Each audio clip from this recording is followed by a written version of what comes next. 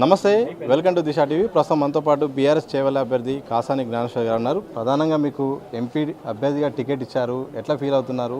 మీ Chevella constituency నుండి ఎట్లా ముందుకెళ్ళబోతున్నారు? Already ముందుకు వెళ్ళినాం కదమ్మా, మళ్ళీ ముందు ఎట్లా వెళ్తారంటే సమావేశాలు పెడుతున్నారు.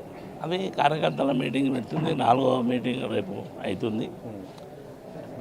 దాదాపు అన్ని దగ్గర కూడా అనుకున్న దానికంటే పెద్ద సంఖ్యలో వస్తుంది. ముఖ్య కార్యకర్తల యొక్క కసి ఎట్లుందంటే ఎప్పుడెప్పుడు జ్ఞానేశ్వరుని గెలిపిద్దామని.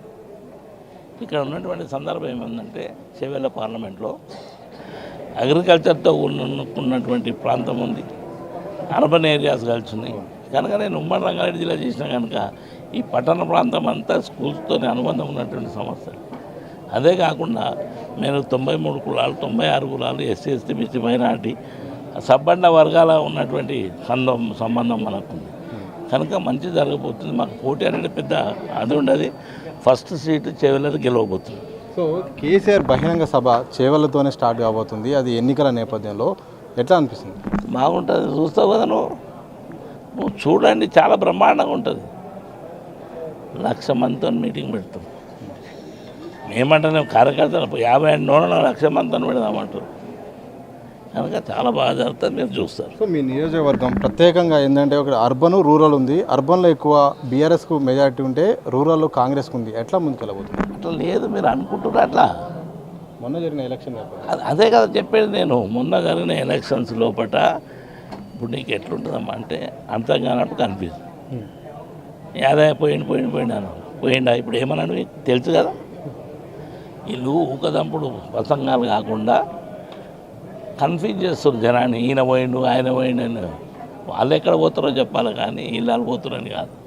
కానీ అవి ఏం జరుగుతుంది, వాళ్ళ ఆశలన్నీ అట్లా కుదరదు. తప్పకుండా బీఆర్ఎస్ జెండా చేవెళ్ళ మీద ఎగురుతుంది. కాసాని జ్ఞానేశ్వర్ గెలవబోతుంది. వైపు విశ్వేశ్వర రెడ్డి, మరోవైపు రంజిత్ రెడ్డి, మరోవైపు బీసీ నేత కాసాని జ్ఞానేశ్వర్ గారు. ఎట్లా ఏముందంటే మీరు బాగా గమనించాలి. విశ్వేశ్వర రెడ్డి గారు బీజేపీ నుంచి కాంటాక్ట్ చేస్తారు. రంజిత్ రెడ్డి వారు నిన్న వరకు ఇక్కడ ఉండి కాంగ్రెస్ నుంచి చేస్తాం. కాసాని జ్ఞానేశ్వర్ గారు జిల్లా పరిషత్ చైర్మన్ చేసి ఇక్కడి నుంచి చేస్తాం. ముగ్గురం కూడా మేము రంగారెడ్డి జిల్లాలో పనిచేసినట్టు వికారాబాద్ పార్లమెంట్లో పనిచేసినాం. మీరు చెప్పాలి ఇప్పుడు, మీడియా మిత్రులు పత్రికా మిత్రులు మీకంటే గొప్ప వాళ్ళు ఎవరు లేరు. మంచి చెడ్డ అనేది మీకు ఎక్కువ తెలుస్తుంది. గతంలో జిల్లా పరిషత్ చైర్మన్ చేసిన కాసాని జ్ఞానేశ్వర్ గురించి అడగండి, కొండ విశ్వేశ్వరరెడ్డి గురించి, రంజిత్ రెడ్డి గురించి అడగండి. ఎవరు పాజిటివ్గా చెప్తే వాళ్ళ పేరు రాయండి. జనం ఓట్లేసేది జనమే కదమ్మా. జనం ఎవరు దిక్కున్నాను అనేది మీరు తెలుసుకొని దయచేసి చేసి ఆ ఒక్క పని నాకు చేసి పెట్టదు దిశ తరఫున. ధన్యవాదాలు. జాతీయ ప్రభావాలు అయినా ఉండే, ఎందుకంటే జాతీయ పార్టీ 2 ప్రభావాలు ఉన్నాయి. జాతీయ మీకు ప్రాబ్లమ్స్ అవి ఏం లేవు, ఇక్కడ జరిగాయి. అవి అది జరగని పని ఇది. సో చివరి ఒక మాట చెప్పండి, కాసాని జ్ఞానేశ్వర్కు ఎందుకు ఓటేయాలి, ఓటేస్తే ఏం చేస్తారు? అది జనాన్ని అడగాలి. మీరు జ్ఞానేశ్వర్ పని చేసింది కనుకనే అడుగుతున్నా. ఇంకోటి ఛాలెంజ్ విసురుతున్నా, ముగ్గురం నిలబడ్డ దాంట్లో ముగ్గురం ఒక దగ్గర నిలబడదాం, మాట్లాడదాం ఒకటే స్టేజ్ మీద. జనానికి ఓపెన్ డిబేట్కు మీరు సిద్ధమేనా? ఎప్పటికంటే అప్పుడు చేసాం. ఇప్పుడు రమ్మంటే స్టేట్కి రావాలి చెప్పు. అది వెనక పోయేది లేదన్నా, మేము పని చేసి అడుగుతున్నాము. వాళ్ళకి ఇంట్లో వండుకోలే